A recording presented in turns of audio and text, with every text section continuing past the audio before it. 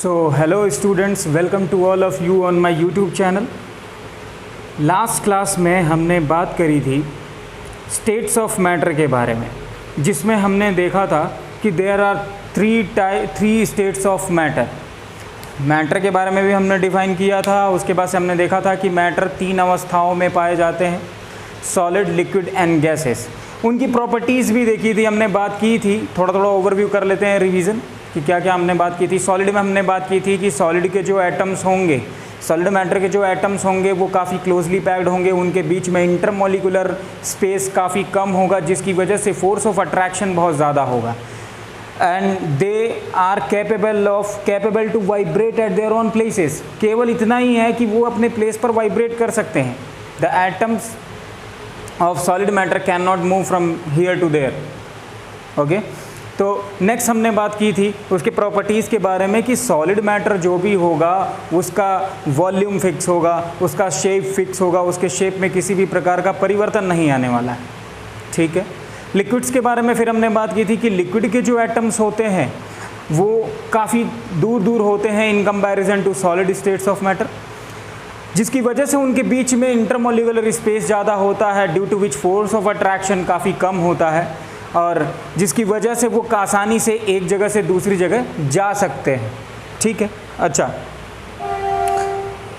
Next क्या है कि सेकंड थर्ड स्टेट, अच्छा इसकी प्रॉपर्टीज़ हमने देखी थी। इसकी प्रॉपर्टीज़ में हम नेक्स्ट इसकी प्रॉपर्टीज़ में हमने देखा था कि जो लिक्विड मैटर होते हैं वो फिक्स शेप के नहीं हो सकते, मतलब जिस कंटेनर में हम उसको डालेंगे वो उसी कंटेनर का शेप ले लेते हैं, but they have fix volume, उनका वॉल्यूम फिक्स होगा। Next third states of matter हमने देखा था गैसियस, जिसमें एटम्स जो होंगे गैसियस मैटर के वो काफ़ी दूर होंगे। There are very large intermolecular space in between them and due to which they does not have fix shape, size and volume. वो जिस कहीं पे भी वो गैसियस एटम को छोड़ दिया जाएगा वो पूरे रूम को कवर कर लेंगे। सपोज एक रूम में छोड़ देते हैं, रूम में कवर कर लेंगे, पूरी तरीके से कंप्लीटली फिल कर लेंगे। सो आज की क्लास हम लेके आए हुए हैं solubility of substance in water पे, जिसमें हम बात करेंगे कि वाटर के सॉलिबिलिटी के बारे में बात करेंगे कि सॉलिबिलिटी क्या होता है, सॉलिबिलिटी कैसी प्रॉपर्टीज़ है किसी भी सब्सटेंस की। तो देखेंगे यहाँ क्या लिखा हुआ है, solubility is defined as the maximum amount of substance that will dissolve in a given amount of solvent at a specific temperature. It means कि maximum amount of substance that will dissolve in a given amount of solvent at a specific temperature. तो इस definition को समझने से पहले हम बात कर लेते हैं कि what is solute and solvent. तो बेसिकली क्या होता है, सॉल्यूट क्या होता है और सॉल्वेंट क्या होता है, ये हमें देखना है। सॉल्यूट एंड सॉल्वेंट, सपोज हमारे पास क्या है, शुगर है। ठीक है, शुगर सॉलिड स्टेट में होगा और हमारे पास वाटर है लिक्विड स्टेट में। ठीक, तो वाटर में हम क्या करते हैं, शुगर डालते हैं, तो ये वाटर क्या करता है, थोड़े टाइम बाद हम लोग देखेंगे कि ये शुगर वाटर से डिसअपियर हो जाएगा। सपोज हमने एक ग्लास ऑफ वाटर ले लिया और उसमें सम क्रिस्टल्स ऑफ शुगर, या फिर आप 2 स्पून 3 स्पून शुगर डाल दो। आप स्टिर करने के बाद आप देखेंगे कि शुगर गायब हो गया।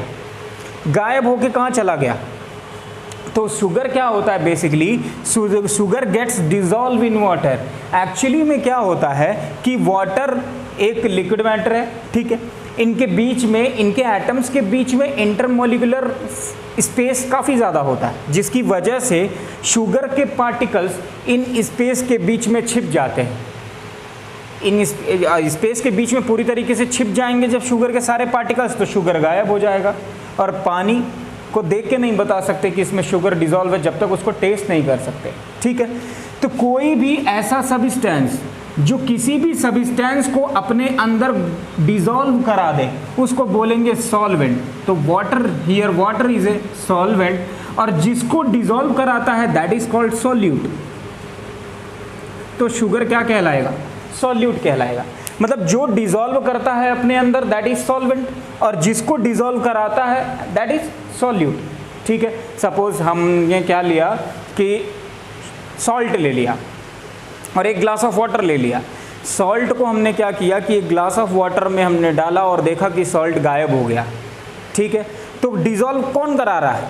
वाटर। तो वाटर इज ए सॉल्वेंट, और डिज़ोल्व किसको करा रहा है? सॉल्ट को। तो सॉल्ट इज ए सॉल्यूट। तो सॉल्ट और सॉल्यूट और सॉल्वेंट का समझ में आया कि क्या होता है सॉल्यूट और क्या होता है सॉल्वेंट, और दोनों कंबाइन करके क्या करते हैं? एक सॉल्यूशन का फॉर्मेशन करते हैं, जिसको बोलेंगे here sugar solution is prepared. यहाँ पे क्या हुआ? शुगर सॉल्यूशन बना। सॉल्ट के केस में सॉल्ट सॉल्यूशन बन गया। तो जब कभी भी सॉल्यूट और सॉल्वेंट आपस में मिक्स होते हैं तो एक सॉल्यूशन का फॉर्मेशन करते हैं, ठीक है। अच्छा, अब डेफिनेशन की तरफ चलते हैं, थोड़ा क्लियर होगा कि क्या डेफिनेशन क्या कहें। लिखा हुआ है solubility is defined as the maximum amount of a substance that will dissolve in a given amount of solvent at a specific temperature. It means क्या कि सपोज हमारे पास क्या था, 1 लीटर ऑफ वाटर,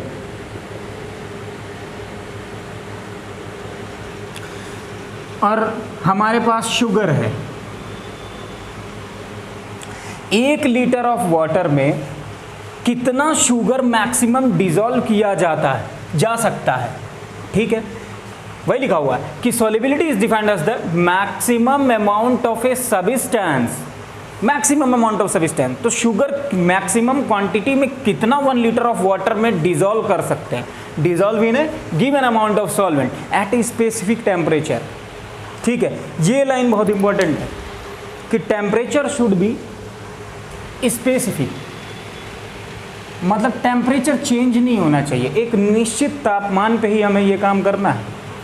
टेम्परेचर में वेरिएशन आया तो solubility में variation आएगा, ठीक है।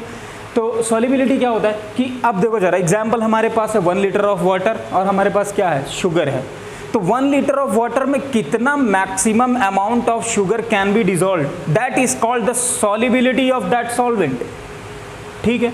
Solubility is the property of, basically solubility is the property of solvent, कि how much solute it can dissolve in it, कि ये अपने अंदर कितना अमाउंट ऑफ सॉल्यूट डिसॉल्व कर सकता है, ठीक है। अभी क्लियर हुआ? तो डेफिनेशन क्या है? Maximum amount of substance that will dissolve in a given amount of solvent at a specific temperature. Temperature को इसलिए स्पेसिफिक रखना है बिकॉज टेम्परेचर अगर ज़्यादा हुआ, कम हुआ, तो शुगर के डिसॉल्व होने की क्वांटिटी घट भी सकती है, बढ़ भी सकती है, ठीक है। अच्छा, नेक्स्ट क्या है कि सॉल्युबिलिटी के बेसिस पर, on the basis of solubility different type of solution can be obtain. Solubility के बेसिस पर हम डिफरेंट टाइप ऑफ सॉल्यूशन प्राप्त कर सकते हैं। जैसे first one is saturated solution. These are types of solution on basis of solubility, कि कितना amount of solute it can dissolve in it. उसके बेसिस पर 3 पार्ट में कैटेगराइज कर सकते हैं सॉल्यूशन को। First one is saturated solution. Saturated solution होता क्या है, डेफिनेशन देखते हैं फिर समझते हैं। ए solution in which A given amount of solute is completely soluble in a solvent at a given temperature. Suppose हमारे पास क्या है कि हमारे पास एक बीकर है, एक बीकर में हमने क्या किया, वाटर ले लिया,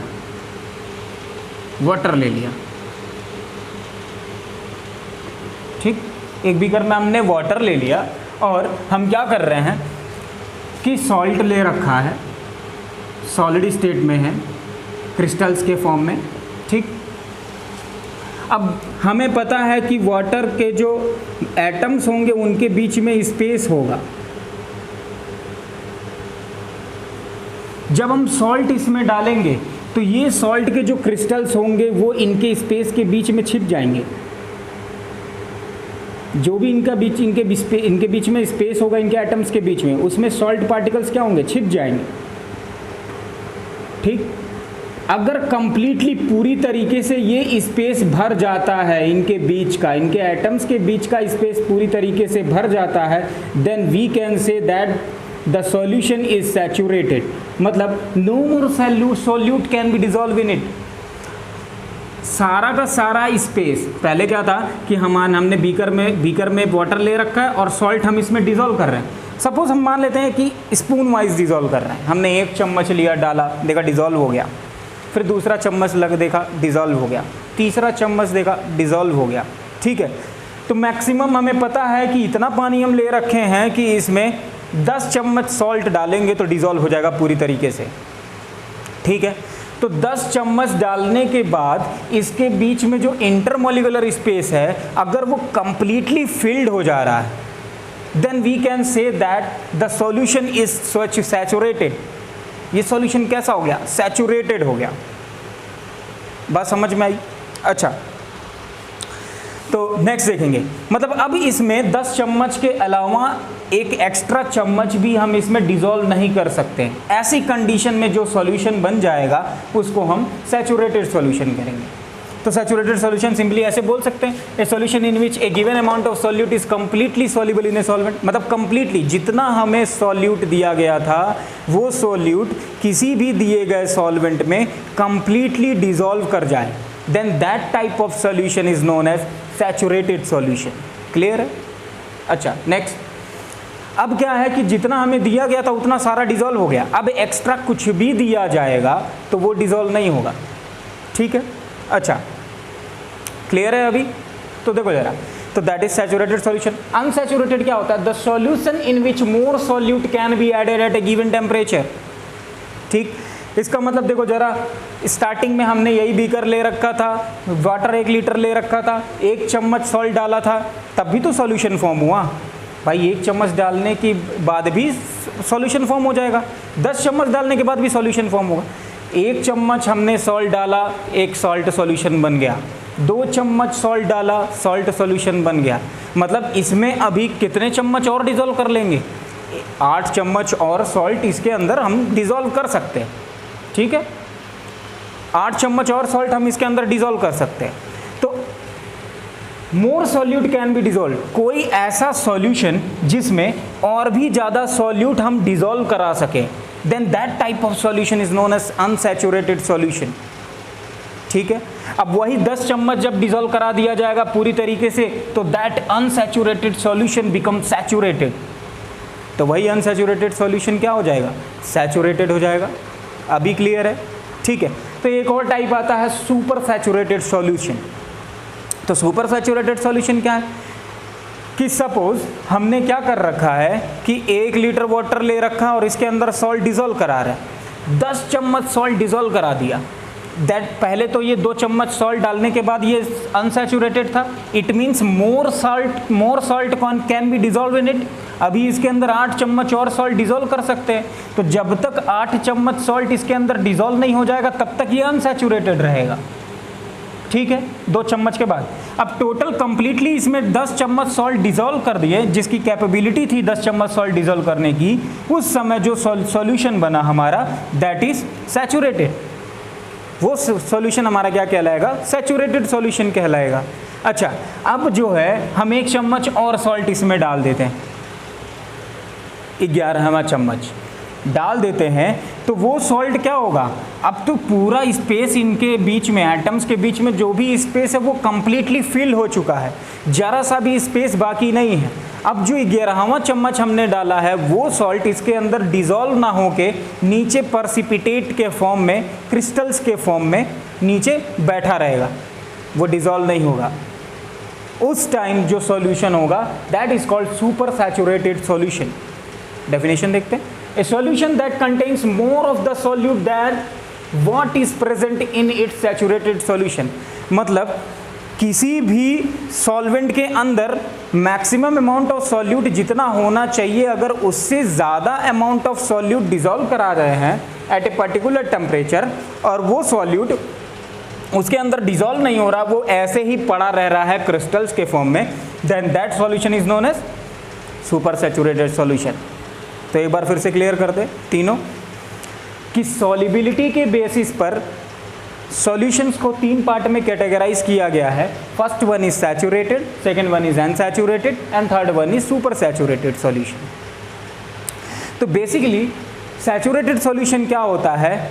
ए solution in which maximum amount of solute can dissolve, ठीक है। मतलब एक ऐसा सॉल्यूशन जिसमें एक स्पेसिफिक टेम्परेचर पर maximum amount of solute dissolve हो चुके हैं and no more solute can be dissolve in it. अब उसमें ज़्यादा से ज़्यादा और ज़्यादा सॉल्यूट उसमें अंदर डिसॉल्व नहीं हो सकते।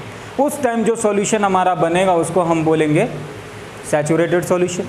अच्छा, कोई ऐसा सॉल्यूशन जिसमें हमने 1-2 चम्मच डाल रखा है सॉल्यूट और अभी उसमें और ज़्यादा सॉल्यूट डिसॉल्व हो सकते हैं, तो उस टाइम वो सॉल्यूशन कहलाएगा unsaturated solution, because more solute can be added in it. उसके अंदर और भी सॉल्यूट हम ऐड कर सकते हैं। ठीक है। Third one is super saturated solution. ये एक ऐसी कंडीशन है जब maximum amount of solute dissolve होने के बाद और भी डाल दिया जाए सॉल्यूट एंड वो क्रिस्टल्स के फॉर्म में नीचे बॉटम में रहे, डिसॉल्व ना हो, तो उसको क्या बोलेंगे? Super saturated solution. ठीक है, सुपर सैचुरेटेड सॉल्यूशन। तो ये सारी बातें क्लियर है। तो एक बार इसका स्क्रीनशॉट ले लेंगे या नोट डाउन कर लें जैसे नोट कर रखा है, फिर हम बाद में डिस्कस करते हैं। अच्छा, एक और इम्पॉर्टेंट बात, ये इम्पॉर्टेंट बात क्या है कि टेम्परेचर हमारा निश्चित होना चाहिए, टेम्परेचर में वेरिएशन नहीं आना चाहिए। ठीक है, टेम्परेचर में वेरिएशन नहीं आना चाहिए। आप देखो जरा, टेम्परेचर में वेरिएशन क्यों नहीं आना चाहिए? सैचुरेटेड सॉल्यूशन अगर हम ले लेते हैं, सपोज हमारे पास ये सैचुरेटेड सॉल्यूशन है, इस सैचुरेटेड सॉल्यूशन को हम लोग क्या करते हैं? हीट कर दें। क्या कर दें? हीट कर दें।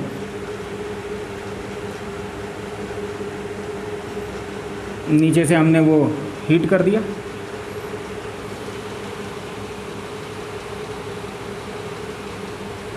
स्पिरिट लैंप लगा के, स्पिरिट लैंप लगा के हमने क्या किया? इसको हीट कर दिया। ठीक है, हीट करेंगे तो इसके जो एटम्स हैं वो और दूर दूर जाएंगे, और दूर दूर चले जाएंगे, और दूर चले जाएंगे, जिसकी वजह से इनके बीच में स्पेस और ज़्यादा क्रिएट हो जाएगा। अब स्पेस क्रिएट हो जाएगा तो और ज़्यादा सॉल्ट इसके अंदर डिसॉल्व कर सकते हैं। तो ये सैचुरेटेड सॉल्यूशन अब क्या बन गया? Unsaturated solution. तो टेम्परेचर हमारा पार्टिकुलर होना चाहिए सैचुरेटेड सॉल्यूशन बनाने के टाइम।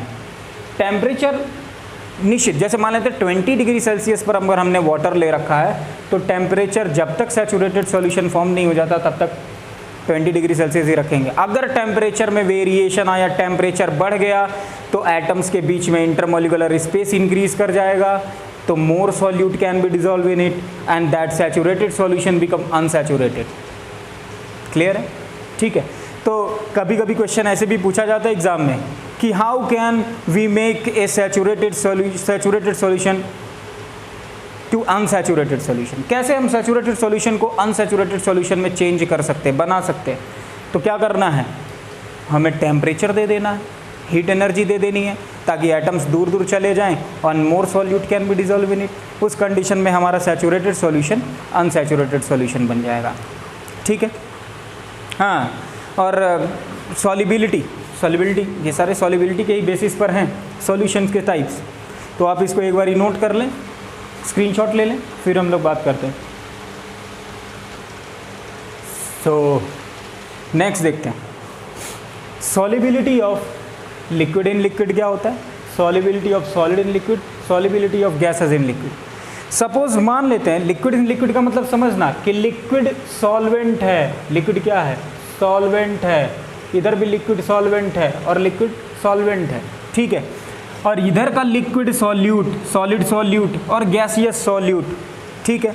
तो कभी हम क्या करें कि सॉल्युबिलिटी देखते हैं एक लिक्विड सॉल्यूट की विथ लिक्विड सॉल्वेंट, एक सॉलिड सॉल्यूट की विथ लिक्विड सॉल्वेंट, एक गैसियस सॉल्यूट की विथ गैसियस सॉल्वेंट। ठीक है। तो देखते हैं सॉल्युबिलिटी इसकी।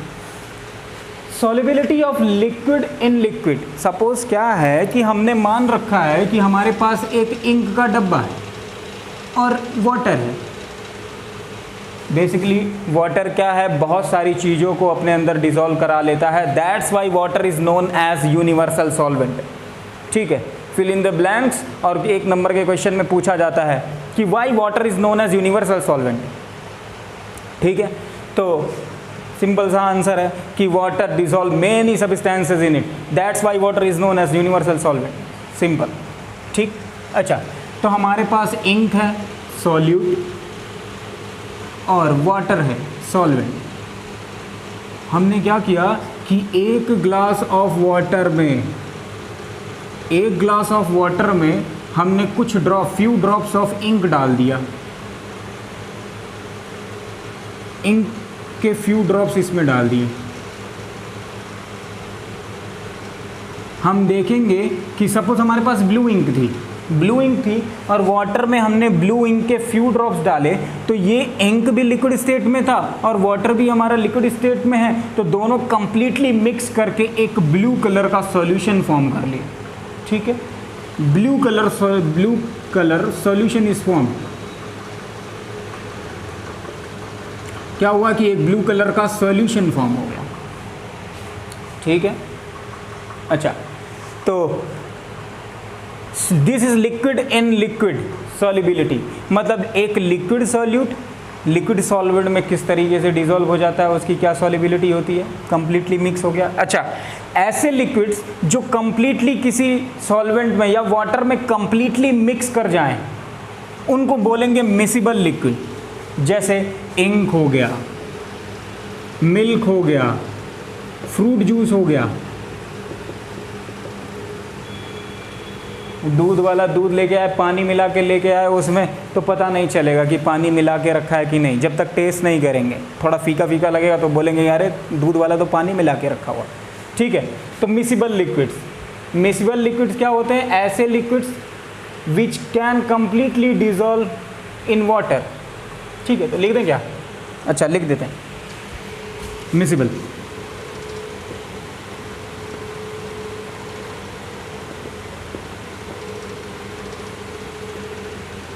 The liquids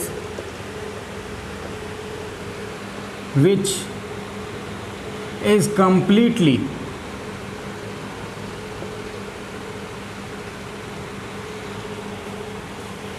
which gets completely dissolved in water। तो ऐसे लिक्विड जो किसी भी जो वाटर में कंप्लीटली डिसॉल्व कर जाए, बिकॉज हम सॉल्युबिलिटी पढ़ रहे हैं, solubility of substance in water पढ़ रहे हैं, तो दैट्स बाई हम यहाँ क्या कर रहे हैं, सॉल्वेंट वाटर को ले रहे हैं। ठीक, तो liquid which gets completely dissolve in water are known as miscible liquids. ठीक, अच्छा, नेक्स्ट इममिसिबल। इसी तरीके से immiscible liquid, the liquids which do not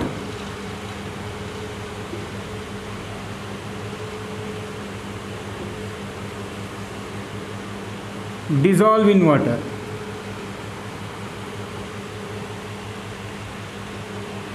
जैसे एग्जाम्पल देखें इममिसिबल लिक्विड का, जैसे ऑयल, पेट्रोल, ये सब। ठीक है, तो क्या करना, ऑयल, पानी में ऑयल डाल देंगे तो आपको ऐसे ऊपर फ्लोट करता हुआ ऑयल दिखेगा, डिसॉल्व नहीं होगा, हम पता लगा लेंगे कि पानी में ऑयल पड़ा हुआ है। पेट्रोल, पानी में आग लगाना है तो पेट्रोल डाल के आग लगा दो, जल जाएगा पेट्रोल। ठीक है, अच्छा, तो मिसिबल लिक्विड समझ में आया और इममिसिबल लिक्विड समझ में आया। The liquids which get completely dissolve in water are known as miscible liquid. The liquid which do not get dissolve in water, जो डिसॉल्व नहीं होते हैं उनको क्या बोलते हैं, इममिसिबल लिक्विड। क्लियर है? ठीक है, अच्छा, नेक्स्ट देखेंगे solubility of solid in liquid. मतलब हमें क्या करना है, सॉल्यूट अब क्या कर लेना है, सॉलिड स्टेट में ले लेना है। सॉल्यूट हमारा सॉलिड स्टेट में होगा और सॉल्वेंट हमारा तो वाटर है ही, because we are talking about water as a solvent. ठीक, तो हम क्या करते हैं, सॉलिड स्टेट में आप कुछ भी ले लो, बहुत सारी चीज़ें जैसे शुगर, सॉल्ट, ये सब, और सॉल्वेंट में हमारा वाटर है ही, दोनों आपस में मिक्स करके सॉल्यूशन बनाएंगे, शुगर सॉल्यूशन, सॉल्ट सॉल्यूशन। ठीक है, अभी क्लियर है? नेक्स्ट देखेंगे solubility of gases in liquid. मतलब सॉल्यूट हमें क्या ले लेना है, गैस। सॉल्वेंट हमारे पास क्या है, वाटर। ठीक है, तो हमें किसी भी गैस को वाटर में डिज़ोल्व कराना है। तो बताओ भाई कोई ऐसा एग्जाम्पल जिसमें गैस सॉल्वेंट में या वाटर में कंप्लीटली डिज़ोल्व हो। सबको पता है, अरे कोल्ड ड्रिंक्स पीते हैं, सॉफ्ट ड्रिंक्स, कोला। तो सॉफ्ट ड्रिंक कोला हो गया। तो सॉफ्ट ड्रिंक्स में हम देखे होंगे कि जब भी आप कभी कोल्ड ड्रिंक लेके आओ, Pepsi, Coca Cola, Thums Up, ये सब लेके आओ, आप जब भी बोतल को ओपन करते हैं तो आप देखेंगे कि बबल्स, नीचे से बबल्स ऊपर की तरफ आ रहे हैं। तो क्या होता है कि जब हम बॉटल ओपन कर रहे होते हैं उस समय जिस प्रेशर में गैस एक्चुअली एक सर्टेन प्रेशर में उसके अंदर डिज़ोल्व कराया जाता है। ऐसा नहीं है कि गैस को उठाया और बॉटल में भर दिया हो गया। एक सर्टेन प्रेशर के अंदर डिज़ोल्व कराया जाता है वाटर के अंदर गैसेस को। तो जैसे ही हम बॉटल ओपन करते हैं तो बॉटल के अंदर का प्रेशर डिक्रीज होने लगता है और वो बबल्स के फॉर्म में ऊपर की तरफ आएगा। ठीक है, तो ये तो नॉर्मल सा एग्जांपल है सॉफ्ट ड्रिंक्स जिसके अंदर गैसेस डिज़ोल्व होते हैं एज ए सॉल्यूट, और सॉल्वेंट हमारा वाटर के अंदर गैसेस डिज़ोल्व हैं। ठीक, तो this is a better example for solubility of gases in liquids. तो नेक्स्ट आगे की क्लास में, हमारी क्लास आज यहीं ख़त्म होती है। नेक्स्ट आगे की क्लास में हम change of states of matter पढ़ेंगे कि किस किस कंडीशन में किसी भी मैटर का स्टेट्स, मतलब सॉलिड को लिक्विड में कैसे चेंज करेंगे, लिक्विड को फिर गैसेस में कैसे चेंज करेंगे, and what processes are involve in it. इसमें कौन कौन से प्रोसेस इन्वॉल्व हैं, उस प्रोसेस को क्या क्या बोलते हैं, तो डिटेल स्टडी करेंगे इसकी। फ़िलहाल आज के लिए बस इतना ही रहने देते हैं। Thank you all of you.